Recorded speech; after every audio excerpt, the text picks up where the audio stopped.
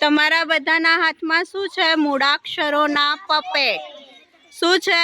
મૂળાક્ષરોના puppet. દરેકના હાથમાં બે બે મૂળાક્ષર છે. એ બે મૂળાક્ષર મળીને કયો શબ્દ બને એ તમારે બોલવાનું.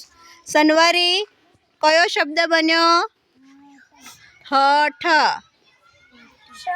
ક્ષણ, ઘર, મગન.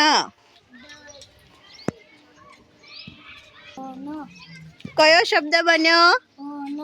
હા, માહિરા. 10,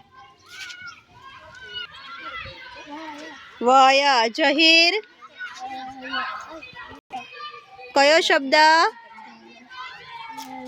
પથ. કયો શબ્દ બન્યો? જલ. કયો શબ્દ? કયો શબ્દ બન્યો? માહિર. શબ. સરસ.